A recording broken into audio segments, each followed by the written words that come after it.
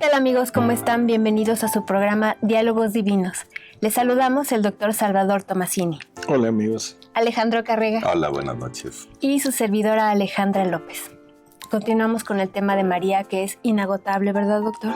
Pues sí, y tenemos para largo, ¿no? Uh-huh.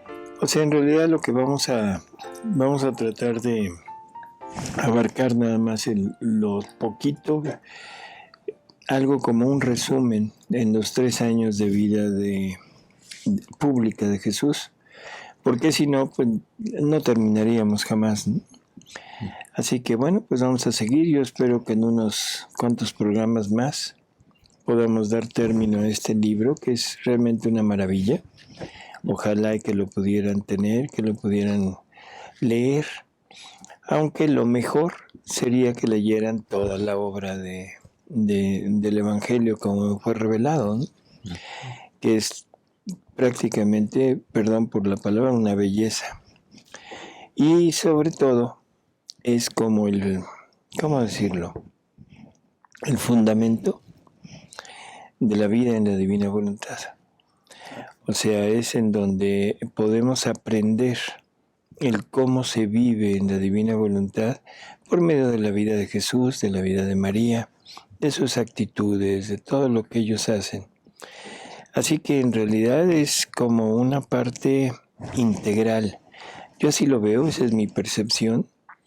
Jesús da toda una enseñanza enorme de lo que es Él, pero lo da a 2 personas diferentes. Lo da la parte material, la parte de aquí en la tierra, se lo da a María Valtorta, y prácticamente le está enseñando las actitudes, los modos, las formas, como se vive Él en la divina voluntad y María también, ¿no? Y luego nos pasa a Luisa. Y Luisa es el compendio de decir, bueno, lo mismo que somos nosotros ahora lo puedes hacer tú, pero ya sabes cómo te debes comportar. O sea, es prácticamente la misma enseñanza. Tener a un Jesús completo, no a medias. No quedarnos con un Jesús a medias en el Evangelio, porque en realidad en el Evangelio conocemos mínimo de Jesús, ¿no? Sí. El Evangelio es como un telegrama de un resumen de la vida de Jesús. Y en esta obra se abre y nos da una doctrina increíble y nos pone de manifiesto las actitudes de ellos. Y después ya el cómo llegar a ser como ellos, con Luisa. Esa es mi percepción, yo así lo veo, lo considero, aunque muchos opinan lo contrario, pero bueno, yo les recomendaría leerlo, vale la pena, ¿no? Y creo que tan vale la pena que les ha gustado esto. Sí. Y esto es un resumen hecho por un sacerdote, por el Roschini, y tomando partecitas nada más de la obra, de la gran obra. Así que bueno, pues vamos a empezar. Uh-huh. Comenzamos entonces. Dice, la asociación de María se extiende a toda la vida de Cristo, tanto de su vida privada como de su actividad pública. Dice Jesús, el dolor ha sido el amigo fiel y tuvo los más variados aspectos y nombres. Asociación a la vida privada. Dice Jesús a la vidente, como un collar al cual día tras día se le añade una perla, tuvieron inicio los dolorosos días de María. Al final fue el Gólgota. Debido a la carencia de las cosas más necesarias, María dio a su niño leche y lágrimas, leche y amor. Las primeras miradas del niño, reseña la Virgen a la vidente, se posaron sobre su mamá. Su primera palabra pronunciada fue mamá. Sus primeros pasos con sus tiernos pies, rosados como el pétalo de una rosa encarnada, esos pies que yo acariciaba y besaba con amor de mamá y adoración de fiel, que un día serían clavados a la cruz, y los vería contraerse en el espasmo amoratarse y quedar helados. Qué tremenda situación, ¿no? María, sabiendo todo lo que iba a pasar con su hijo y estarlo viendo desde que nace, desde que se engendra en ella, pero ese recuerdo de lo que iba a pasar debe haber sido atroz, ¿no? Sí. O sea, realmente atroz, un martirio tremendo, de ver cómo poco a poco se acercaba aquel momento, ¿no? Y ver a un niño, o sea, creo que todos hemos visto a un niño pequeño, la ternura que da y todo, pero el saber que ese niño va a ser sacrificado, que ese niño va a ser golpeado, que va a ser coronado de espinas, clavado en una cruz, debe haber sido para ella un tremendo dolor, ¿sí? En su interior, aunque ella misma tenía que desear que eso llegara. Sí. Esa es otra cosa tremenda, ¿no? Sí, simplemente unos papás nunca esperan que su hijo muera antes que ellos, ¿no? Así es. Y de esa forma. Pues. Y querer que muera, ¿no? Porque yo creo que eso es como la parte más, no sé si decir cruel. O sea, decir, quiero que mueras. Y quiero que te sacrifiquen, y quiero que te golpeen, y quiero que te coronen de espinas, porque esa es la voluntad del Padre, esa es tu voluntad, esa es mi voluntad, y con eso vamos a conquistar a todo el mundo, a todas las criaturas, pero sobre el dolor de ti. Es tremendo, ¿no? Así que eso de los 7 dolores, de las 7 espadas de la Virgen, habría que irlo calculando. Sí, dice Jesús, fueron millones. Sí. Vamos a ir viendo poco a poco cómo María se vuelve corredentora junto con Jesús. O sea, y esto lo estamos diciendo porque Jesús así lo menciona, ¿no? Sí. Pero ella se asocia prácticamente a todos los dolores de él. Por lo tanto, ella sufre todo lo que Jesús sufrió, ella en su interior. Por lo tanto, los dolores de María son millones de espadas, no son 7. Y millones de espadas que son dolores ocasionados y con la mira de salvarnos a todos. Sí, como en el programa del lunes pasado ya hablamos algo de eso, pero está bueno recordar, ¿verdad? Claro. Dice, cuando comenzó a caminar se caía. Yo corría a levantarlo y besaba sus magulladuras. Oh, entonces lo podía hacer. Un día lo vería caer bajo la cruz, ya agonizante, llagado, bañado de sangre y de las suciedades aventadas sobre él por la cruel gente, y no podría correr a levantarlo, a besarle las heridas sangrantes. Pobre mamá de un pobre hijo ajusticiado.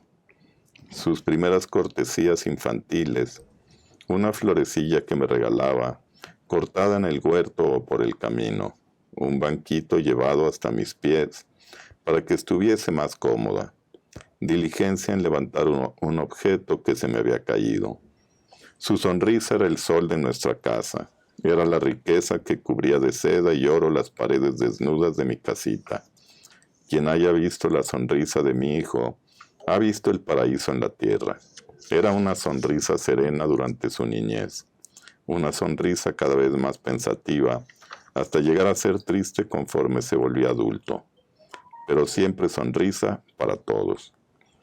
Esta fue una de las razones de su atracción divina, por la cual las multitudes lo seguían encantadas.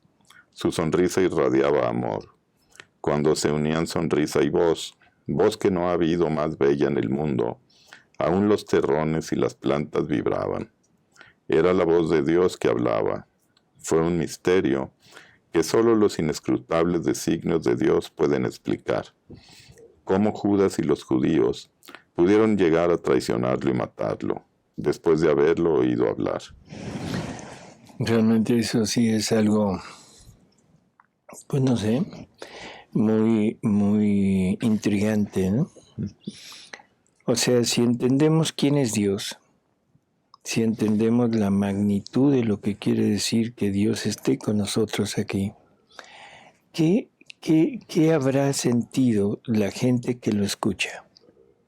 Su palabra penetraba, bueno, penetra todavía en la actualidad y penetra en el interior de todos nosotros. Nunca nos deja iguales. Lo tremendo es que a veces, bueno, nos mueve hacia Él, pero en ocasiones nos mueve en contra de Él.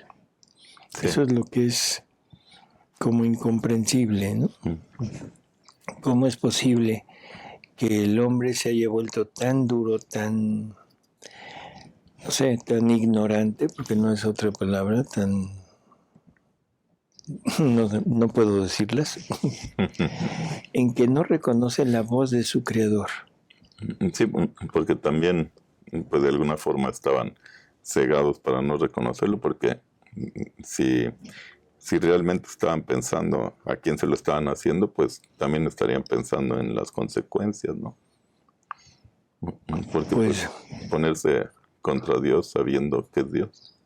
Porque pues sí. Antes en aquella época no había tanto mundo como ahora. A lo mejor antes era más fácil escucharlo y ahora sí seguirlo, pero ahora todo el mundo nos ensordece y ya no escuchamos la voz de Jesús. Así es. O sea, bueno, ya en la actualidad, ¿quién escucha, no? Se empieza a hablar de algo de Él y luego empiezan así como decir, ya van a empezar y mejor se van, ¿no? Sí. Se invita a alguien para oír, para hablar un poco de Jesús y definitivamente no van. La gente, bueno, mucha gente como que prefiere no saber y siente que tiene menos responsabilidad, ¿no? Puede ser eso, puede ser esa parte, ¿no? Pero sobre todo la cosa de que Dios es como así lo tomamos, como el aguafiestas de esta vida. Sí. Es el que me limita, el que me pone ciertas, pues no sé, límites en cuanto a lo que yo quiero disfrutar de mi vida. Por eso es que mejor no ir a hablar de Él. O sea, es el que me dice que todo lo que yo estoy haciendo es malo. Sí. Si yo estoy viviendo en este mundo, gozando de este mundo, pues definitivamente estoy gozando de lo que es contrario a Él. Por lo tanto, o sea, me limita. Por eso es que quizá ya también no quiera yo hablar de Él, ¿no? Prefiero hablar, si no abiertamente, no con la conciencia clara, pero prefiero hablar del otro. Porque el otro me libera, el otro me deja totalmente campo abierto para el disfrute de todo lo que mi ser pide. O sea, me libera para poder entrar a la esclavitud.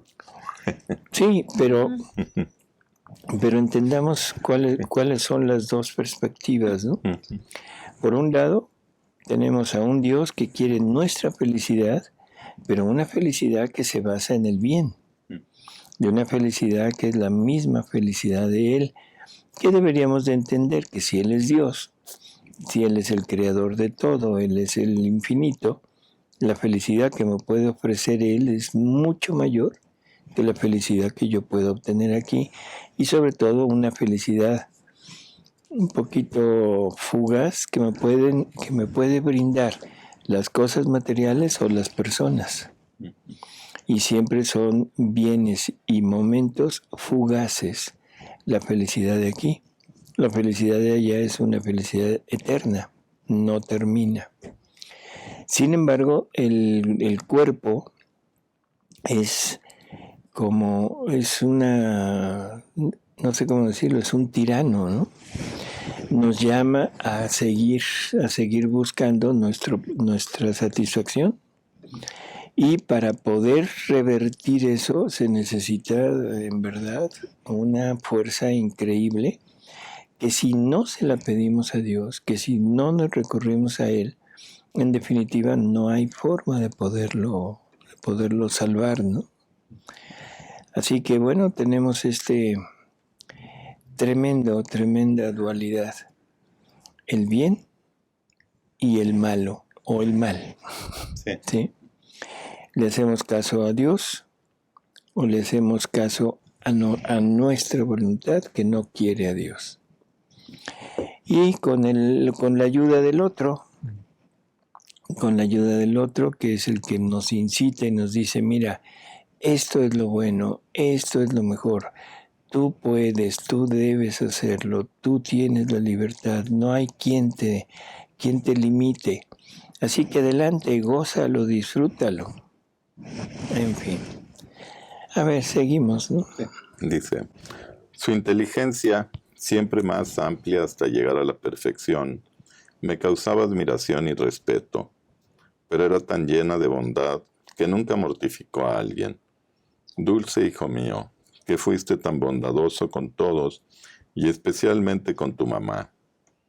Cuando se convirtió en jovencito, yo me privé de besarlo como cuando era pequeño, pero nunca me faltó su beso y su caricia.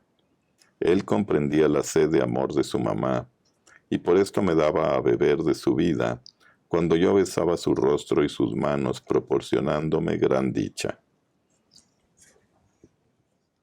Es indescriptible la angustia de María, cuando se perdió Jesús, cuando era niño, durante la peregrinación pascual al templo de Jerusalén. Fueron 3 días de agonía. Indescriptible también la aflicción del corazón de María por la muerte de San José, que por 6 lustros había sido padre, esposo, hermano, amigo, protector. Con la muerte de José, ella experimentó sentirse sola como retoño de vid, a la que le es cortado el árbol donde se sostenía. O sea que José murió cuando Jesús tenía 30 años. ¿Sí? O sea, lo que dice 6 lustros, ¿no? Ah, sí. 6 lustros. ¿Y cuál habrá sido la causa de la muerte de José? O sea, porque aquí hay que tratar de ver por qué Jesús permite, o no permite, decide que José muera antes de que él entre en su vida realmente pública. Bueno, hay muchas especulaciones. Hay libros o cosas que han escrito las personas que dicen que a lo mejor porque José se hubiera opuesto a que Jesús hubiera sido encarcelado y condenado a muerte, que a lo mejor él hubiera hecho una revuelta ahí entre la sociedad para que no lo mataran, ¿no?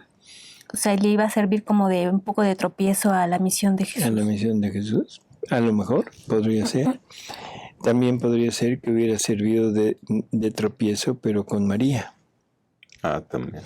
O sea, que de alguna manera que hubiera podido entorpecer la labor de María, que es lo que hemos estado tratando de ver, ¿no? Sí, porque María lo acompaña mucho en su vida pública. Así es. Entonces, bueno, el caso es que él muere un poco antes de que Jesús inicie su actividad, o recién iniciado. Y bueno, es el gran protector de Jesús, ¿no? El gran santo de Jesús. Y a mí me parece muy curioso también que él, no habiendo vivido dentro de este ambiente de divina voluntad, porque eso es lo que Jesús y María tenían, a pesar de haber sido quien fue y de haber tenido toda esta prerrogativa de ser el protector de Jesús, tuvo que irse al seno de Abraham, a esperar el momento en que Jesús cumpliera la redención para poder acceder al cielo, ¿no? No habían terminado la casa. No habían terminado la casa, exactamente. Y esto nos lo corroboran en varios videntes que han visto el momento de salir del seno de Abraham a todos los que estaban ahí, y mencionan a San José, pero sobre todo la Virgen. La Virgen, en los escritos de Luisa, dice que ella acompañó a Jesús al seno de Abraham, y que ahí vio salir a su primer padre Adán, a sus padres, y entre ellos a su querido José. ¿Sí? O sea que prácticamente está corroborado que José estuvo ahí. O sea, aunque hay algunas personas que mencionan que no es posible, que él debería de haber estado en el cielo. Hay personas que hablan de que José tuvo que vivir en la divina voluntad, lo cual contradeciría totalmente todo lo que Jesús nos habla en los escritos de Luisa. Así que, bueno, pero un enorme, enorme personaje, ¿no? Sí. O sea, hay una enorme santidad, la de San José, por supuesto. Pero ahí en el seno de Abraham ya no había sufrimientos. No, no había sufrimiento, pero tampoco gozo. Estaban en un estado neutral, digamos. Estaban en stand-by. Ah, bueno. Ahora sí se entiende, ¿no? Sí, claro. Listo. me está Bulleando. Bulleando. O sea, está en un estado en el cual está ya listo para disfrute, porque los condenados, los que se iban a perder, esos ya estaban en el infierno, ¿no? O sea, en el seno de Abraham nada más estaban los justos, los santos, los buenos, y estaban simplemente esperando ¿cómo decir? La orden de decir, ya, a disfrutar. Sí, a lo mejor como dormidos, ¿no? Pero ¿y si necesitaban purgatorio? Yo pienso, esa es una cosa mía, o sea, no he leído nada al respecto. Yo pienso que el purgatorio, o sea, lo deben haber pasado. O sea, porque hubiera sido como injusto que hubieran estado en ese estado de no gozo, no sufrimiento, esperando la redención, para que llegue el momento en que Jesús baja y les diga, ya están, ahora sí, todos liberados y todo, pero ¿sabes qué, Alejandra? Tú primero te vas al purgatorio. No. O sea, como que hubiera sido medio... Pero, en fin, es simple conjetura. Lo más probable es que el purgatorio lo hayan pasado antes y ya cuando llegaron nuevamente al seno de Abraham estaban listos para irse con Jesús al cielo. Como que era una antesala del cielo. Así es. Sí, yo pienso como que nos hablan del seno de Abraham como un trámite para que lo entendamos en el tiempo, pero el cielo, al ser abierto, entra a la eternidad y ellos pasaron directo al cielo desde ese momento. No sé. Sí, definitivamente sí. O sea, en el momento de salir, yo creo que ya se van. Aquí hay varias cosas. Supuestamente, según los escritos en Luisa, hay dos cielos. El cielo de la humanidad. El cielo de la humanidad de Jesús. Y una vez que hayan completado, ¿qué es ese cielo? El conocimiento de Jesús pleno, ¿no? O sea, el conocer a Jesús, cosa que no lo tenemos. Entonces pasan a disfrutar de todo lo que es Jesús y de todo lo que Jesús hizo. Y después de eso, ya cuando estén listos, que lo hayan conocido plenamente, pasarán al cielo de la divinidad. Eso es lo que nos habla Jesús en los escritos, ¿no? Y entonces el primer cielo sería los escritos, hacerlos vida. De alguna manera, o sea, en los escritos estamos conociendo a este Jesús, estamos conociendo el cómo actuaba, el qué hacía, el cómo interactuaba esa voluntad humana con la voluntad divina. En fin, probablemente lo pudiéramos homologar al primer cielo, ¿no? Y estamos viviendo prácticamente todos aquellos que quieran entrar en el conocimiento de la divina voluntad, podríamos decir que estamos viviendo ya el primer cielo. Aunque faltaría el gozo. O sea, porque aquí sentimos gozo al ir adentrándonos en la vida de Él, ¿no? En lo que Él hacía, en lo que Él es, en lo que Él nos ofrece. Pero falta la parte, o sea, el quitarnos la parte externa. Porque siempre la parte exterior, el mundo, como que nos coarta un poco esa vivencia, ¿no? Entonces, cuando ya vayamos, lo más probable es que primero vayamos a ese cielo de Jesús, pero ya sin las contras que el mundo nos pone. Pero será muy corto realmente porque ya llevamos adelantado una parte, ¿no? ¿Quién sabe qué tanto más nos falte? Yo creo que bastantito.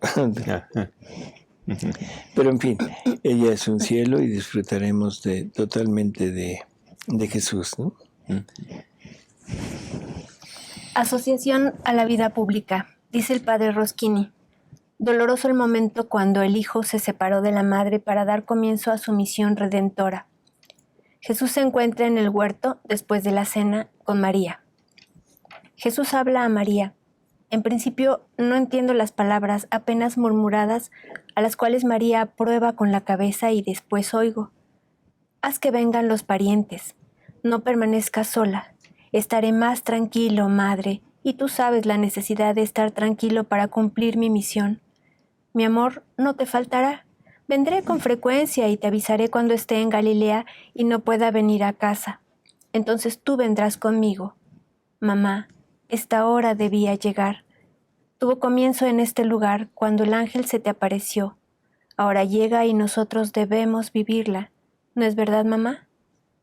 Después vendrá la paz de la prueba superada y la felicidad. Jesús se levanta y María con él y dirigen su mirada al cielo. Dos hostias vivas que brillan en la oscuridad. Jesús dice lentamente, pero con voz clara y marcando las palabras, la plegaria dominical. Después regresan a la casa y Jesús, a quien nunca he visto beber vino, de una vasija que toma del anaquel, pone un poco de vino blanco en una copa y la coloca sobre la mesa. Toma de la mano a la Virgen y hace que se siente junto a él y beba de ese vino. Ya no hablan, esperan. María acaricia la mano derecha de Jesús y sus rodillas. Jesús acaricia a María sobre el brazo y sobre la cabeza. Después Jesús se levanta y María con él. Se abrazan y besan cariñosamente una y otra vez. Parece que están por despedirse, pero la Virgen vuelve a estrechar a su criatura. Es la Virgen, pero también es una mamá que se debe separar de su hijo y que sabe a dónde conduce esa separación. Que no me digan que María nunca sufrió. Antes sí lo creía yo, pero ya no. Aquí hay algo curioso, ¿no? Nunca había visto que Jesús tomara vino. Sí.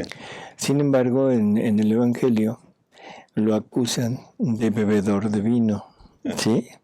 O sea que él acude a las casas de las personas no santas y que bebe vino y se junta con ellas. Pero, bueno, María Valtorta lo ve, lo sigue, así que no importa, o sea, creo que es simplemente un dato más, pero sí, yo creo que sin importancia. Ahí el acto de que Jesús le ofrece el vino a María sería como también una especie de comulgar o una antesala también de la Eucaristía. Probablemente algo como para reconfortarla, ¿no?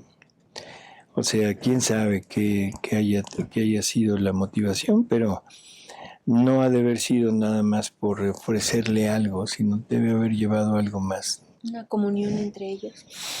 Probablemente, o sea, porque dice ya no hablan. En fin. Jesús toma el manto azul oscuro y se lo acomoda en la espalda y el capucho sobre la cabeza. Enseguida se coloca cruzada la alforja de manera que no le impida caminar libremente. La Virgen le ayuda y no termina de acomodarle la túnica, el manto y el capucho y lo sigue acariciando. Jesús se encamina hacia la salida después de haber trazado una señal de bendición en la estancia. María lo sigue y sobre el umbral ya abierta la puerta nuevamente se besan. El camino está silencioso y solitario, bloqueado por la luna, blanqueado por la luna. Jesús se aleja. Por 2 veces voltea a mirar a la mamá que ha permanecido apoyada al marco de la puerta, bañada por la luz lunar y resplandeciente de llanto silencioso. Jesús se aleja cada vez más por el blanquecino callejón. María sigue llorando, apoyada en el marco de la puerta. Finalmente Jesús desaparece en un recodo del camino. ha comenzado su camino de evangelizador, que terminará sobre el Gólgota. María entra llorando y cierra la puerta. Ella también ha comenzado el camino que la llevará al Gólgota. Por nosotros. Tristemente. Dice Jesús: también María, noble mujer, amorosa hasta la perfección, porque en la toda gracia también las formas afectivas y sensitivas eran perfectas. No tenía más que un bien y un amor sobre la tierra, su hijo. No quedaba más que él. Sus padres habían muerto hacía mucho tiempo. José había fallecido recientemente. Únicamente quedaba yo para amarla y hacerla sentir que no estaba sola. Los parientes, ignorando mi origen divino, la criticaban por ser una mamá que no sabía imponerse al hijo, que se sale del buen sentido, que rechaza el matrimonio propuesto, que le habría dado prestigio a la familia y ayuda también. Los parientes, vos del sentido común, del sentido mundano. Vosotros lo llamáis buen sentido, pero no es más que sentido humano, o sea, egoísmo. Habrían querido que se llevaran a cabo esos hechos en mi vida. En el fondo realmente había un temor de sufrir molestias por causa mía, que ya me atrevía a exponer ideas demasiado idealistas, según ellos, las cuales podrían disgustar a la sinagoga. La historia hebrea estaba llena de enseñanzas sobre la suerte de los profetas. No era una misión fácil la del profeta, pues frecuentemente se le mataba y ocasionaba problemas a los parientes. Por consecuencia, había que pensar en que un día se tendrían que ocupar de mi madre. Por esto les disgustaba ver que ella no me obstaculizaba en nada y parecía estar en continua adoración delante de su hijo. Este disgusto iría creciendo en los 3 años de ministerio, hasta culminar en reproches abiertos cuando me encontraba en medio de la gente y se avergonzaban. Así pensaban, de mi mamá de disgustar a los grupos poderosos, reproches a mí y a ella. Pobre mamá. María conocía el carácter de los parientes. No todos fueron como Santiago, Judas y Simón, ni como la madre de ellos, María de Alfeo, y preveía su futura reacción. María, que sabía su suerte durante aquellos 3 años y lo que le esperaba al término de ese tiempo, y mi suerte. Sin embargo, no renegó como vosotros lo hacéis. Lloró. ¿Y quién no habría llorado ante la separación de un hijo que la amaba como yo la amaba, ante la perspectiva de largos días vacíos de mi presencia, en la casa solitaria, ante el futuro del hijo destinado a chocar contra la perversidad de quien era culpable y que se vengaba de ser culpable ofendiendo al inocente hasta matarlo? Lloró porque era la corredentora y la madre del género humano renacido en Dios, y debía llorar por todas las madres que no saben hacerse una corona de gloria eterna con su dolor de madres. Nuestro pan cotidiano consistía en cumplir diariamente nuestra misión. Terminaste la narración escribiendo, y por nosotros, queriendo decir, por nosotros que somos tan ingratos con estos dos que han subido al Calvario por nosotros. Hiciste bien al escribir estas palabras. Repítelas cada vez que te haga ver nuestros dolores, que sea como la campana que suena y que llama a meditar y a arrepentirse. Bueno, esto realmente es la despedida, el dolor de María en el momento que sabe que ya llegó aquel momento tan temido en que Jesús se encamina hacia su vida pública y que será simplemente muy corta, 3 años, y terminará en el Calvario. Pero algo que es importante, o sea, primero, estos nos dan una idea de exactamente de lo que debe uno de hacer, lo que debemos de hacer. Nunca anteponer los afectos a la misión que Dios le encomiende a cada quien. O sea, los afectos son sagrados, son enormes, son todo, pero no deben ser obstáculo.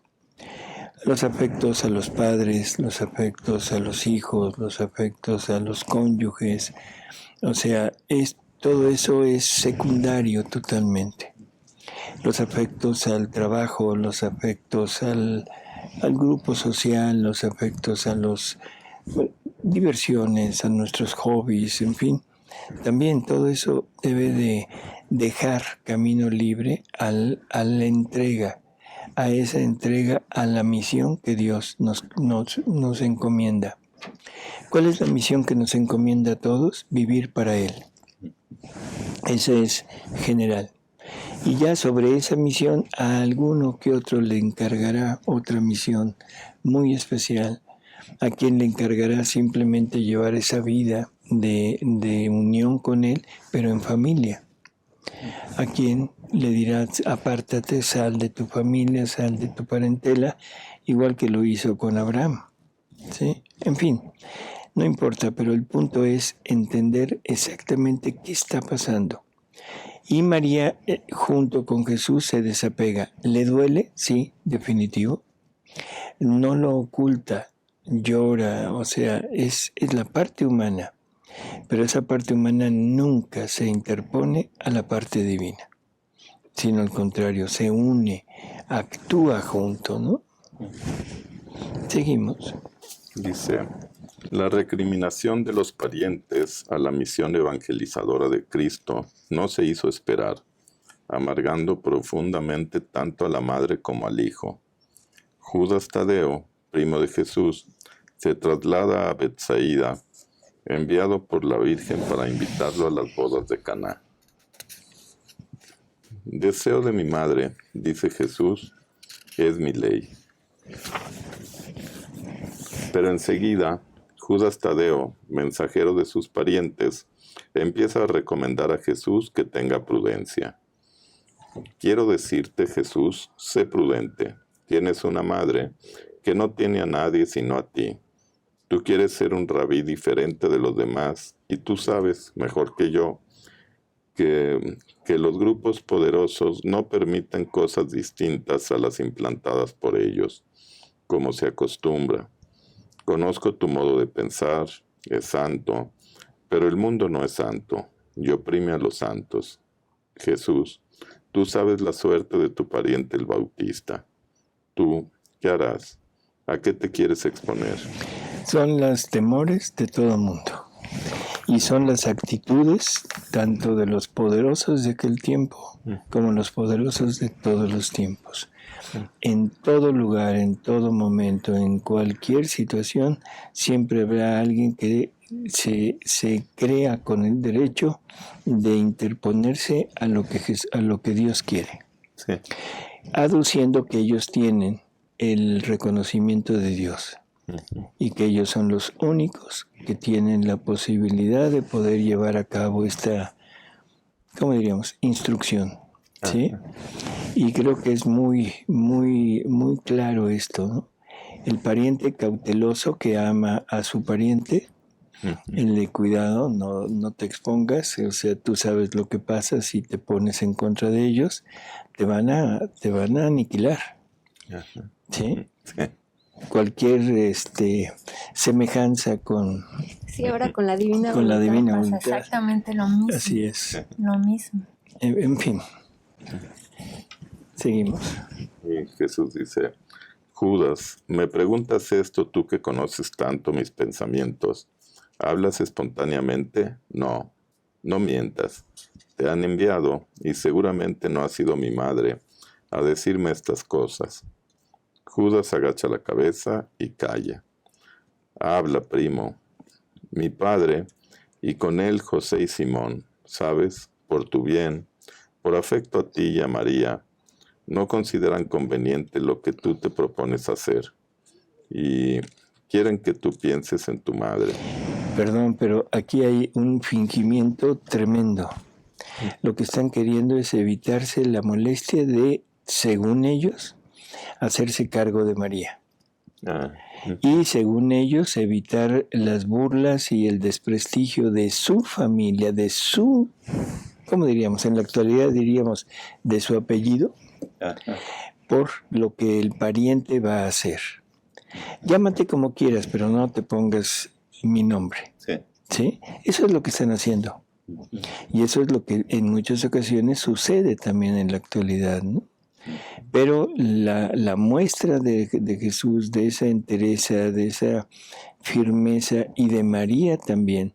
María no está pidiendo ninguna asistencia. María depende única y exclusivamente del Padre.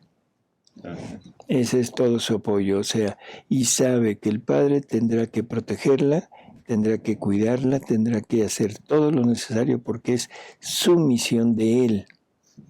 O sea, María es simplemente ¿cómo diríamos? La parte de aquellos que la van a llevar a cabo. Por lo tanto, el cuidado de ellos está en el Padre Celestial. Esa es la muestra que deberíamos de seguir. El confiar siempre, siempre en Dios.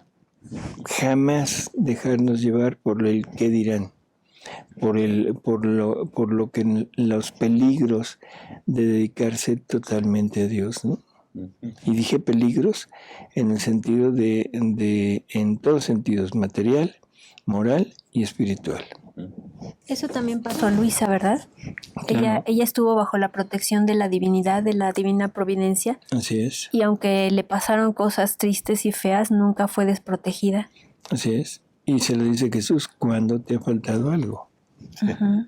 Bueno, seguimos. ¿Y tú qué piensas? Yo, tú estás luchando entre las voces de lo alto y de la tierra. No digo de lo bajo, digo de la tierra. También Santiago lucha más que tú todavía. Pero yo os digo que sobre la tierra está el cielo, sobre los intereses del mundo está la causa de Dios. Tenéis necesidad de cambiar de modo de pensar. Cuando sepáis hacerlo, seréis perfectos. Ese es un consejo para todo el mundo. Sí. Cuando cambiemos nuestra forma de pensar y nuestros modos y la forma como actuamos, podremos llegar a ser perfectos. O sea, siempre siguiendo a Dios. Sí. Punto. El hombre no se debe interponer entre Dios y el alma. Sí. Pero, ¿y tu madre?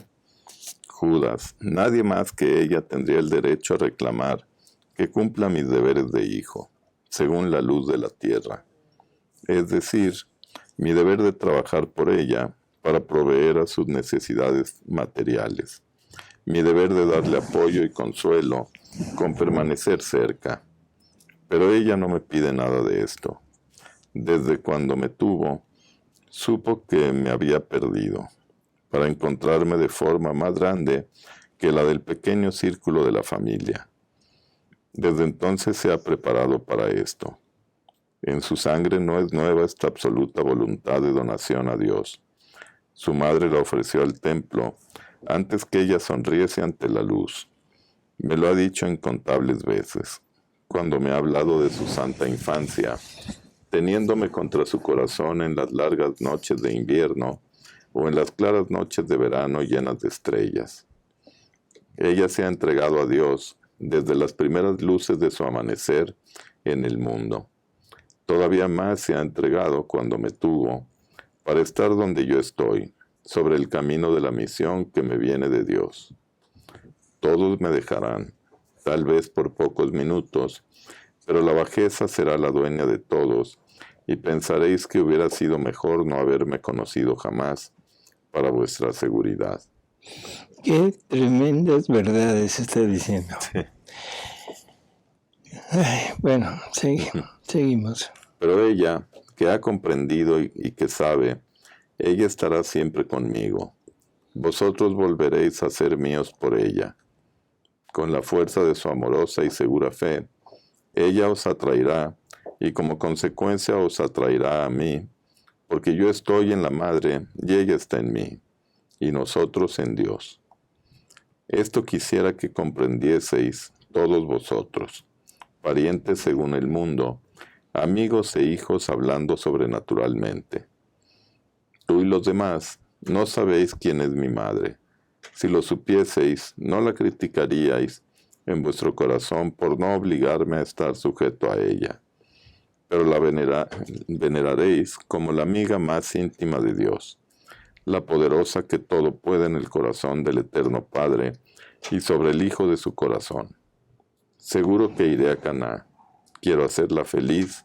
Comprenderéis mejor más adelante. Jesús es majestuoso y convincente. Judas Tadeo lo mira atento, piensa, dice, también yo iré contigo, junto con estos, si me aceptas, porque siento que tú dices cosas justas. Perdona mi ceguera y la de los hermanos. Eres mucho más santo que nosotros.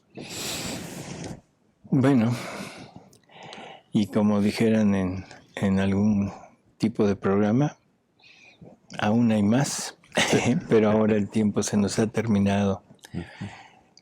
Como vemos, es todo un camino, pero un camino que nos va dejando enseñanza en todo momento, ¿no? Esa renuncia, esa firmeza, como decíamos, o sea, y ahora darle gusto a la mamá es también, o sea, parte de todo este plan de Dios. Esta convencer a su primo, o sea, porque es lo que está haciendo, ¿no? Sí. Convenciéndolo de que los temores familiares y los temores sociales los debe alejar. Y tan es así que va a ser uno de los primeros que se van a unir a Jesús ya en su misión de Redentor, ¿no? Uh-huh.